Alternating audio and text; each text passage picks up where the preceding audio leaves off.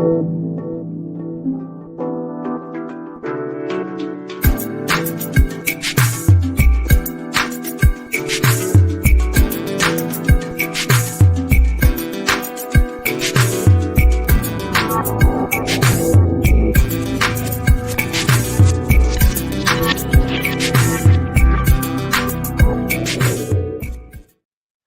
and blessings, peace and blessings. This is the Futures Black Podcast.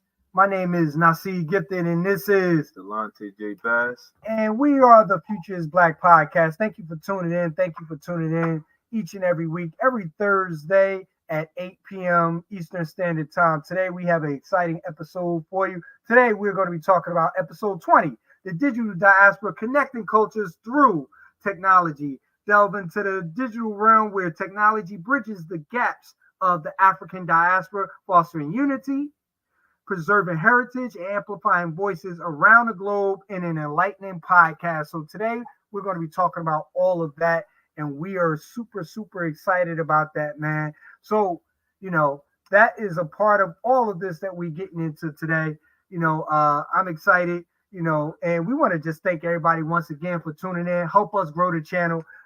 Please make sure that you do a few things. Don't forget to like, comment, subscribe to the Futures Black Podcast. And thank you for watching each and every week, being loyal, being understanding. So we want to kind of set the stage. And we, in this episode is episode 20. We talk about the digital diaspora. We're talking about the infrastructure, the resources, how we are able to connect the culture and keep the culture going from the motherland.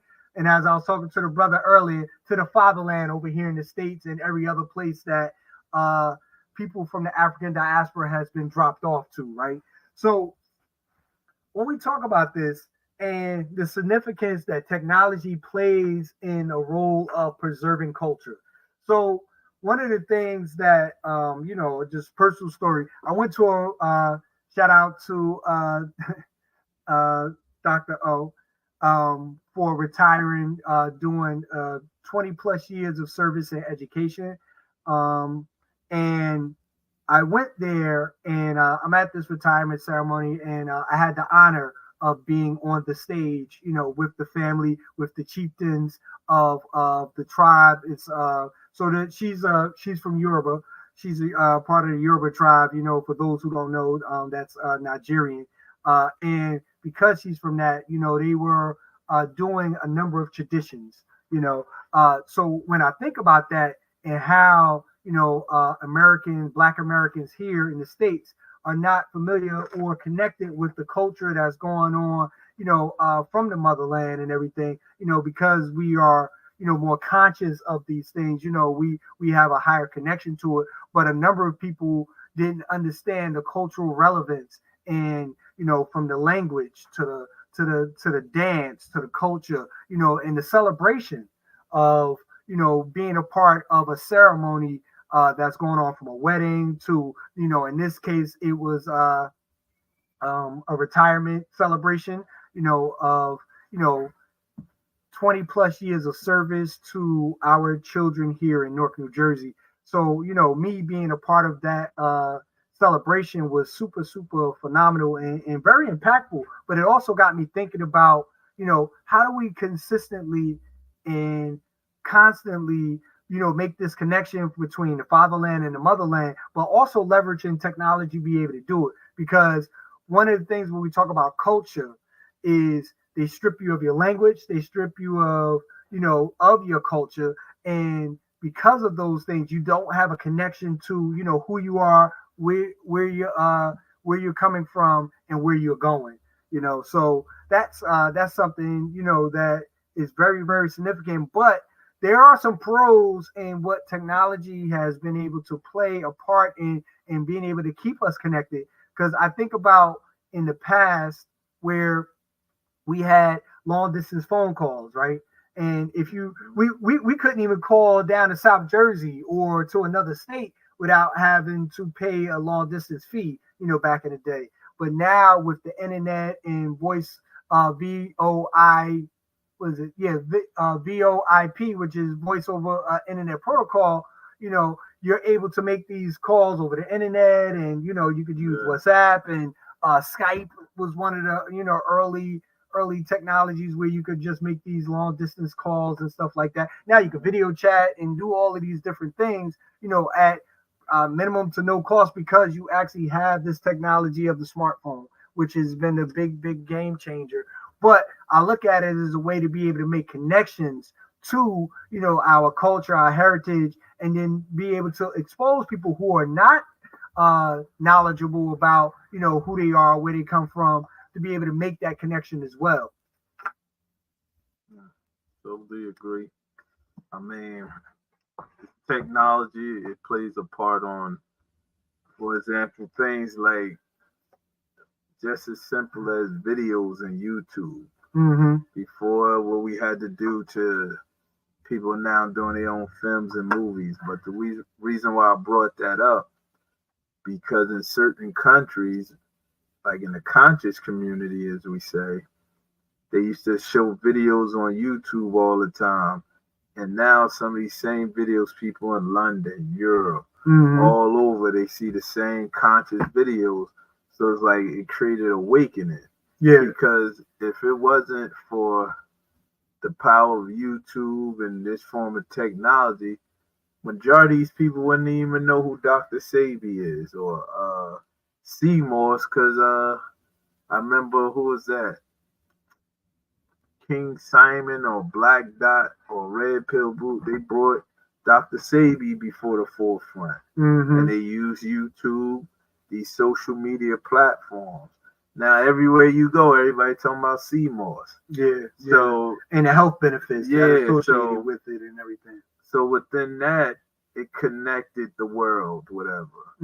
Things of that nature, certain ideologies and philosophies.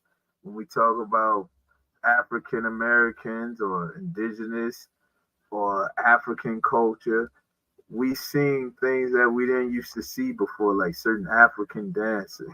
Now you go on YouTube, you can learn, and you can learn how the brothers, the melanated brothers in America, is no different from the ones over there, and some of the characteristics. And we share ideas from recipes to even something simple as images of Africa that's different from what they will construct the narrative. Yeah, with the media, with the media depicted before, as far as mass media and how they control the image. Because I look at these digital tools as a way to be able to give people access, right? And there's a lot of pros to that, because one of the things, to be able to control people, they strip them of language, they strip them of their culture, and then indoctrinate them with their own, methodologies, through religion, through all of these other things, to be able to use them as a method of control, and use that to colonize a group. But now, with these digital access tools, now you are getting more exposed. I mean, even with back in the day, we would never get movies coming from the continent or anything like that. Now you have in Ghana, in Nigeria, in South Africa, a boom in their because I know Bollywood is India. I forget exactly what the actual market is called, but they have their own version of Hollywood as well. And then now you got Tubi, who's doing, everybody's having access on Tubi. But, you didn't have access to international films. I didn't even know people were making films the way they were making films, because, here on in the States, they don't even, provide exposure to those particular films and those particular projects. Now you're seeing more access to those as well. So that's something that is. But how do we look at that as a way to preserve culture, right? How are we exploring that these digital tools are used to safeguard and promote African culture as well as tradition? Well, one tool we could use is like virtual like content. The sister that we met in Miami, how they created the what was that? where you go inside the 3D and you virtual reality. Yeah, virtual reality, and they create in historical moments where you could interact, and it creates this historical moment, and we can use that as a time tracker, whereas though we control our own history. So now it's a way for the students, adults, anybody to learn about certain things in this virtual reality world. So it's like within this world, we could have Malcolm X, and then you click go within the world, and you see how it was in the Autobahn. Then, like, while you're in there, he's giving speeches, this, that, and the other. So it's like you can follow Malcolm around. So these are ways that we can preserve the culture and history, and we can do that for any historical moment in life. And now it's a teaching tool. Yeah, it's a teaching tool, and be able to create experience and you be able to be a part of those experiences, something that which is super, super powerful, I think, with regards to virtual reality, AR. I mean, just even having access where, you use something like WhatsApp or video chat or Google Meets or any of these platforms to be able to just see what's going on in a particular country, in real time and everything, versus, like I said before, you used to get satellite images or someone else telling you the narrative, but now you could get firsthand experience. And that's why when you have stuff that's going on in the Congo and some of these other countries, they is getting much more attention, because they used to hide those things from us. Like, we weren't conscious of these things. We just thinking that things are just going, hunky dory and everything else. But also the development, for over the last 20 years, over in the continent and the motherland, from when we went to Senegal and some of the other countries, where there is a mass movement of development. It's not jungles, it's not huts and everything. You have full exposure to an architectural masterpiece in a number of these countries. And then when you go to Kemet and everything, and the development that goes with all of this stuff, and what they're looking to do in Ghana, as well as Dakar and some of these other cultural centers, man, that's another way to be able to develop and expose, people about preserving the culture, preserving traditions that's going on within, different African traditions. Excuse me. Oh, man. I always look at it like this. It's just about telling our story, but also when we talk about closing the gap, like sometimes we also have issues, because we still run into the issues of infrastructure. Because some of these places in Africa, they don't have the infrastructure as far as electricity keeps shutting down, going off.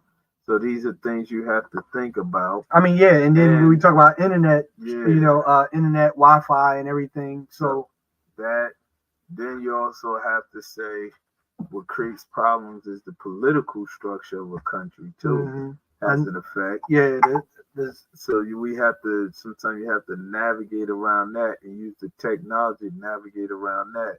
But another way that this technology has brought the world together, and we have to say, is through cryptocurrency. Bitcoin, all these coins where people are able to buy things off each other in different countries without Big Brother looking over you, I mean, and decentralizing the banking system, so you have to pay foreign exchange fees and everything. You could agree upon whatever the payment is, and then use that payment accordingly.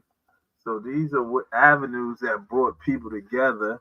And then, one of the avenues is the power of music. Like, nothing opened the world up more than music. Because that's a universal language. So music is the highest form of frequency, just about music. And the ability to be able to watch music videos and YouTube, whatever, all these different channels music videos, Apple Music, such and such music, Spotify. These things allowed us to listen to artists that we would never hear before, like Afrobeat, I'm a P or something like another form of South African like house music. So these are, believe it or not, bridging the gap of house music. Afrobeat, I'm a house music over here. They starting to bridge that gap, different styles coming together. So these are avenues that the technology has created. It created a whole new lane of or genre of music. Like the growth of Afrobeat is big. Oh yeah, definitely. I mean, and when we talk about, just to, put people on game and everything, yeah, there's five United States that could fit. No, is it five or is it? No, it's seven and a half. United States that could fit in the continent of Africa, right? That's how massive Africa is, from coast to coast, from north to south, from east to west.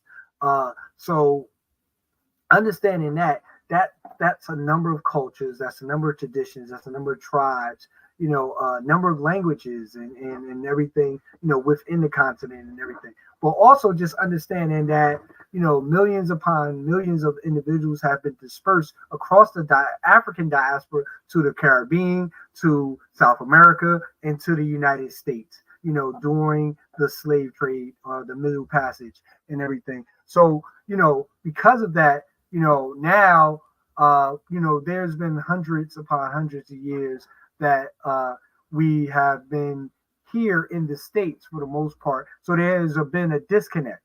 But now with technology, we can be able to do a reconnection and talk about fostering unification or fostering emoji, which means unity, So being able to do that, and then how technology can form some level of solidarity, around, these cultural movements, around culture, among the dispersed African communities across the world and everything. So I look at, some of these tools because, I'm looking at the pros right now.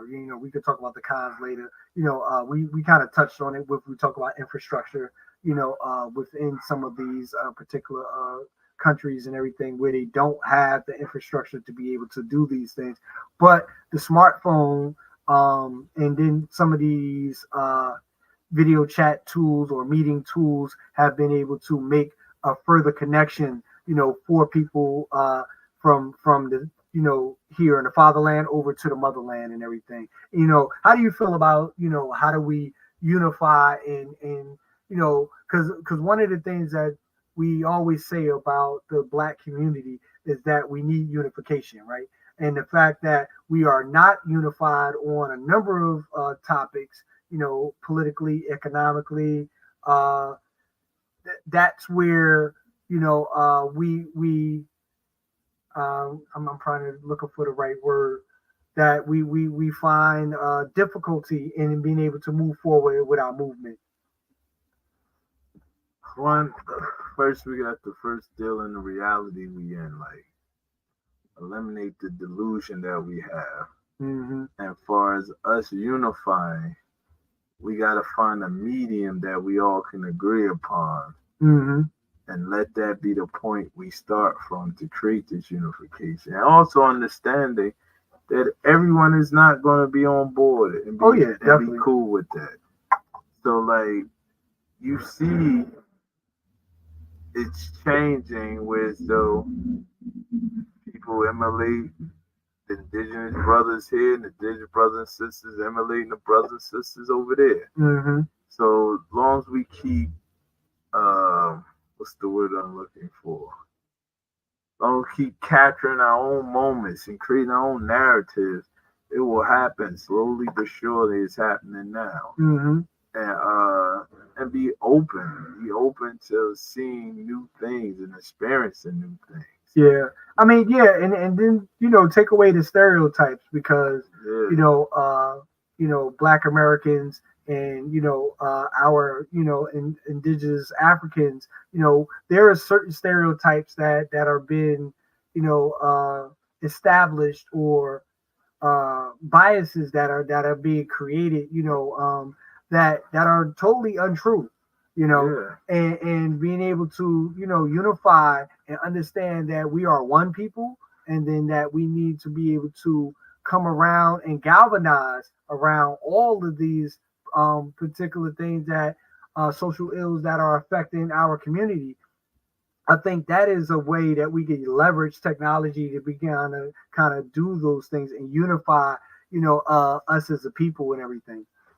I mean, the thing is, we gotta know what our intentions are. But like you said, the good thing about technology, it provides information that we normally would not have access to.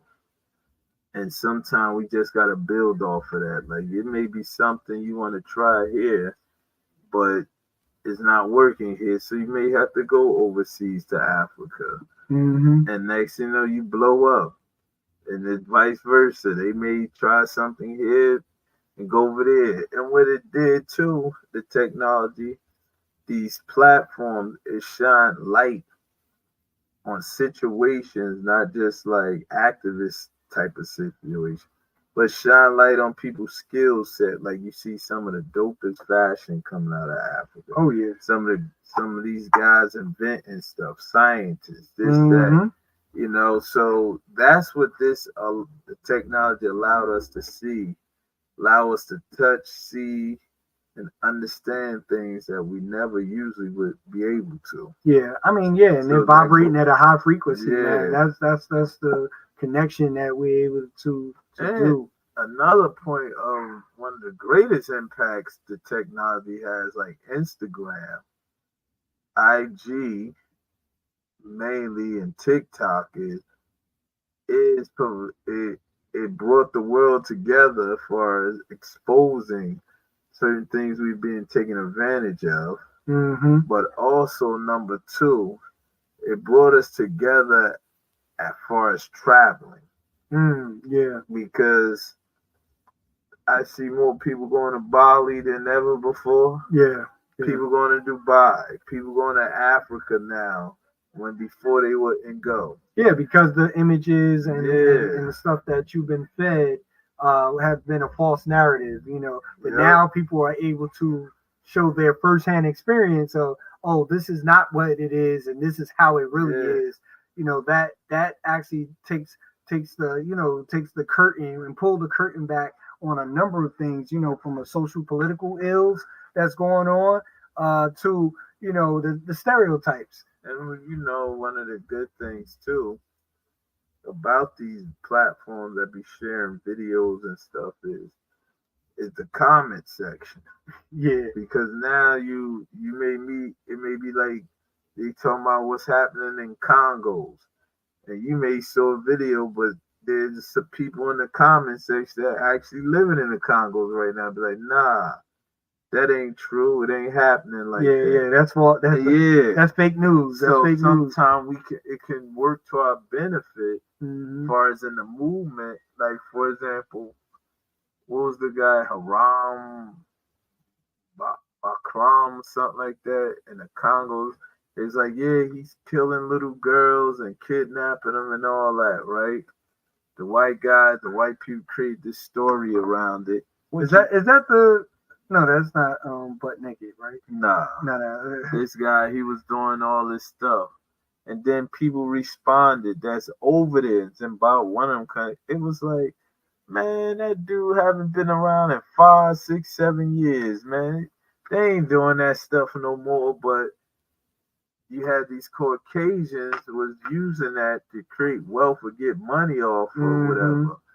But it died in the water due to the fact that social media and the people over there is like, nah, that ain't true.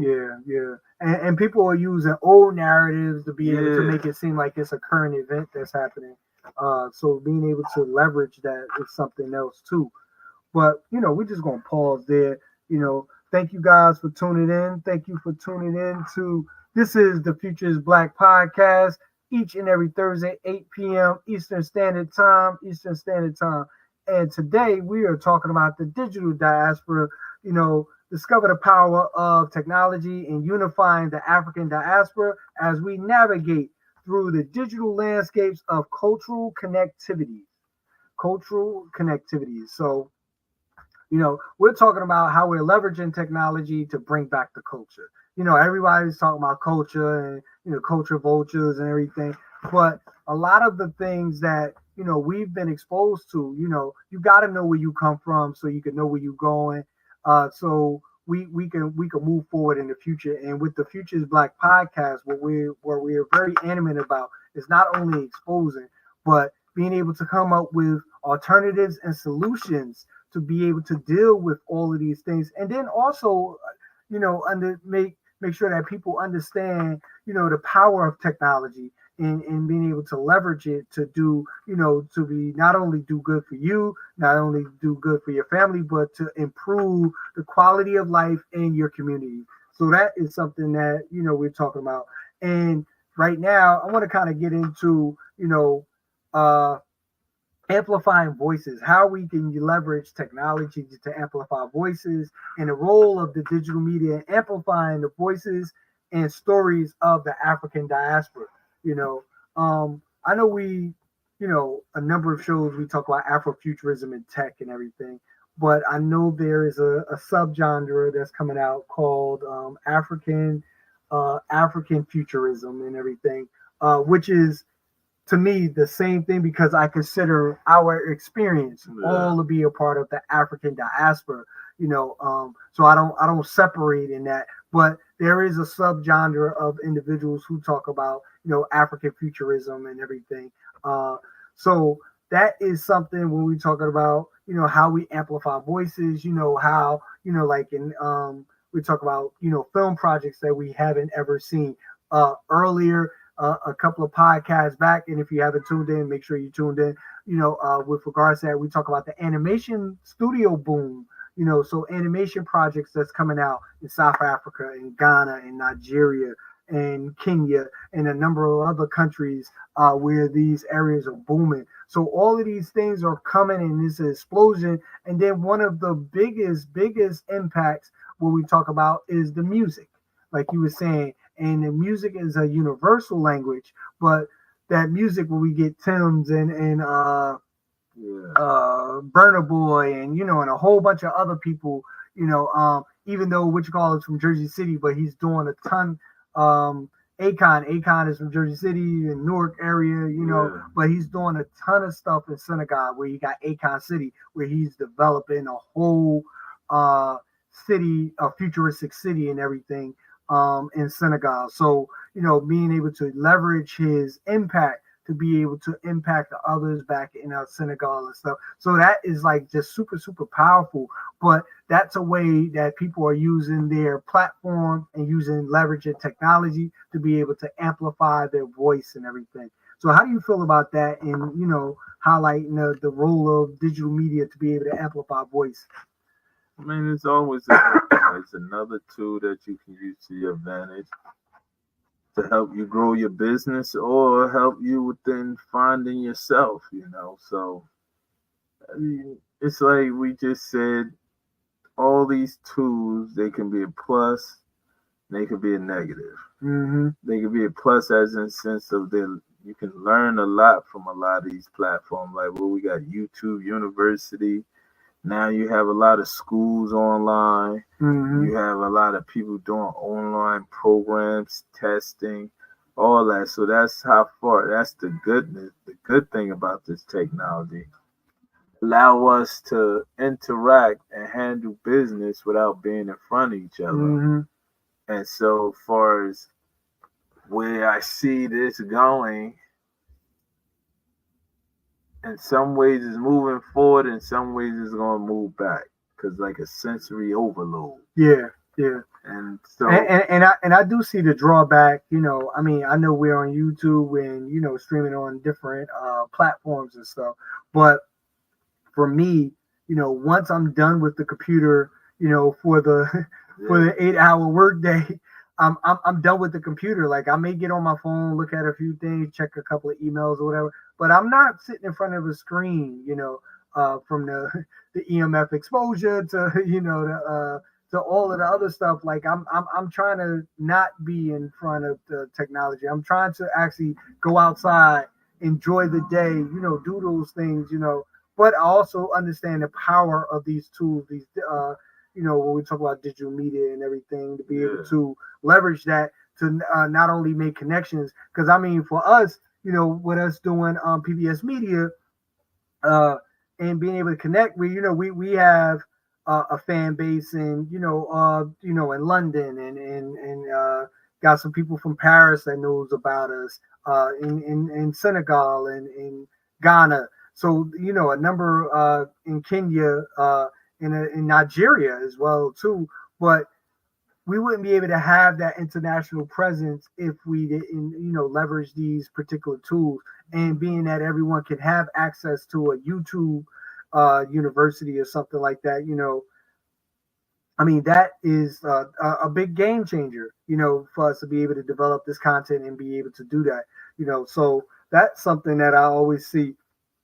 But I see us uniting and strengthening our our connection with not only the motherland but everyone across the African diaspora, because if you've traveled, and those of you who haven't traveled, may not be able to relate, but the social ills and everything that's going on in the Black communities all over the world, like I said, it's happening all over the world, and we have shared experiences. And then, being that we have shared experiences, we have shared ways that we could be able to come up with alternatives and solutions. I'm always, solution oriented, with regards to that. Yeah. I mean, you hit it right on the head, man. You gotta beat the people too much with it. I mean, this is they understand fully how to use the internet to draw people from other countries or bring diaspora closer.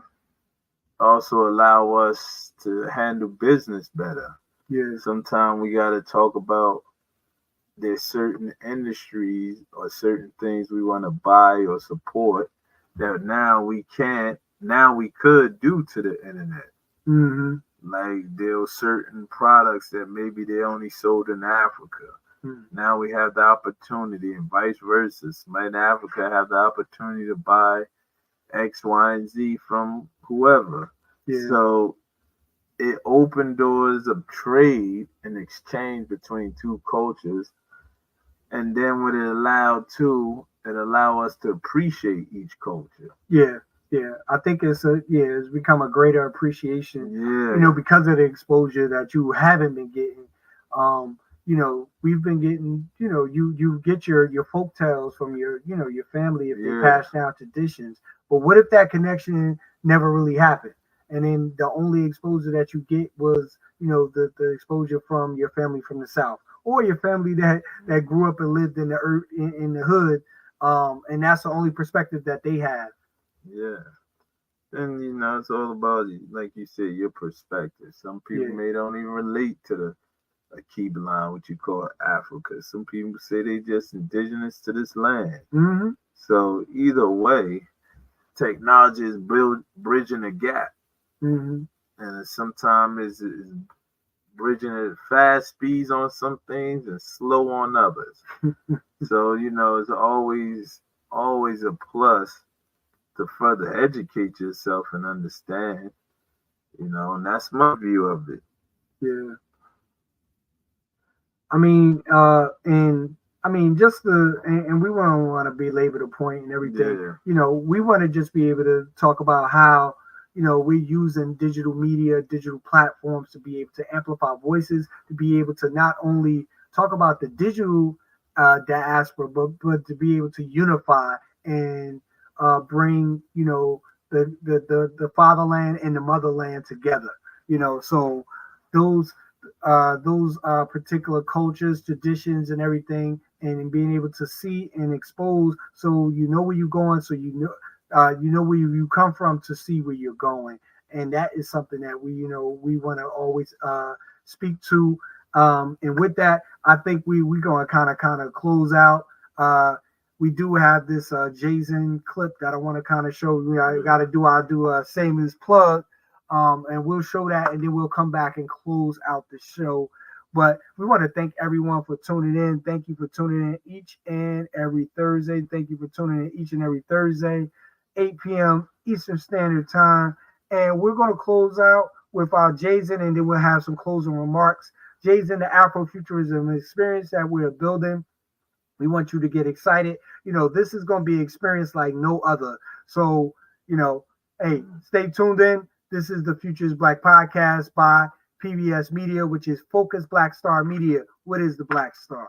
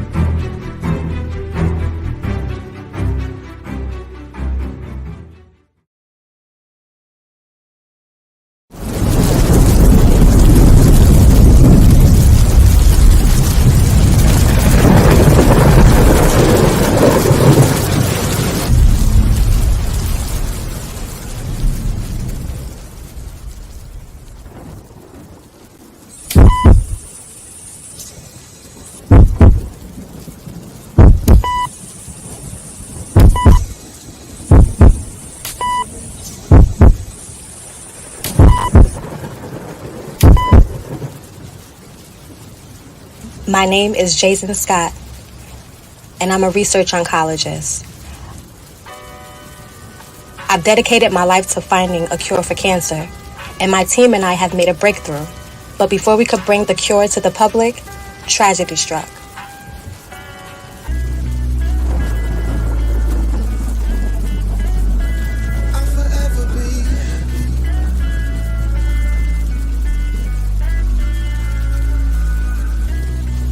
Watch you take my blood from me. Y'all beat my bro illegally in front of his home, his mama's. Yeah.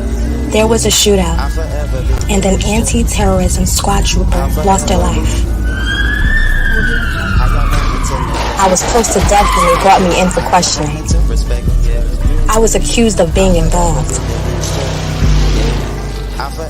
They wanted information about the shootout, but what they didn't realize was that the cure for cancer costs more than you could imagine. We discovered that the cure was expensive to make, and big pharmaceutical companies would try to charge outrageous prices for it. We wanted to get the cure to the people who needed it, without them having to choose between their lives and finances.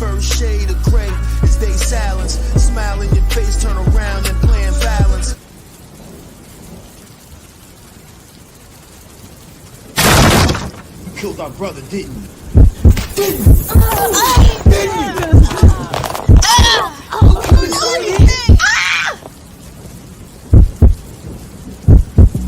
This Kickstarter campaign is more than just to raise funds for the graphic novel. It's to build an Afrofuturism experience that includes poems that infuse the story with raw emotion, grappling with the bigger picture of social justice, and pushing us to imagine a more equitable future. Thank you for helping to make this dream a reality. Be a part of the journey and help bring Jazen's story to life in the graphic novel, Jazen, The Rose That Grew from the Concrete, Part 1. I remember I was starving, don't know how to let go, but I let go.